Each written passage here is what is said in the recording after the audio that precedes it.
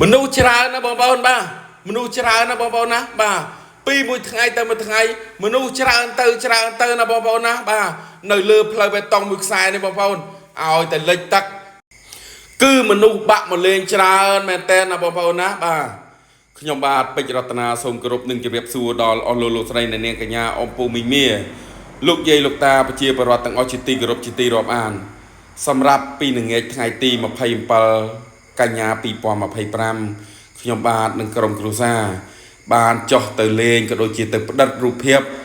នៅលើផ្លូវបេតុងមួយខ្សែដែលមានមនុស្សម្នាមកលេងយ៉ាងច្រើនបាទនារដូវវស្សាណាបងប្អូនណាឲ្យតែរដូវវស្សា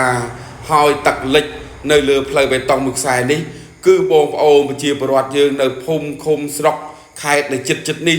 តែនាំគ្នាមកលំហែកាយក៏ដូចជាអ្នកខ្លះមកលក់មកដូរបាទបានជាគេហៅថាការប្រកបអាជីវកម្មបែបទៀតនារដូវវស្សាហើយនៅលើផ្លូវបេតុងមួយខ្សែនេះគឺស្ថិតនៅក្នុងឃុំព្រះធាតុស្រុកអូរងឪខេត្តត្បូងឃ្មុំណាបងប្អូនណាគឺនៅលើផ្លូវបេតុងខាងជើងនៃវត្តទូឃ្លាំងរីឯមួយចំហៀងទៀត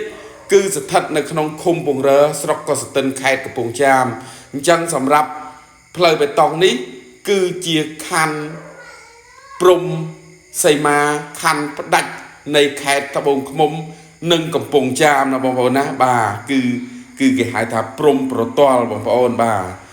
ហើយសម្រាប់ល្ងាចថ្ងៃទី27នេះឃើញថាបងប្អូនយើងមកពីទីចិត្តទីឆ្ងាយបាទមកកំសាន្តលេងណាបងប្អូនណាបងប្អូនឃើញគឺលិចទឹកចិត្តត្រឹមជង្គង់បងប្អូនហើយស្អែកប្រហែលជាឡើងច្រើនជាងនេះទៀតបងប្អូនដោយសារតែនៅស្ទឹងត្រែងហើយនឹងក្រចេះទឹកឡើងអញ្ចឹងយើងកំពុងចាមត្បូងឃ្មុំក៏ឡើងដូចគ្នាដែរណាបងប្អូនណាសម្រាប់ថ្ងៃស្អែកប្រហែលជាឡើងថែមទៀតហើយ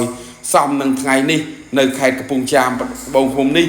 គឺភ្លៀងរហូតបងប្អូនភ្លៀងរលឹមរហូត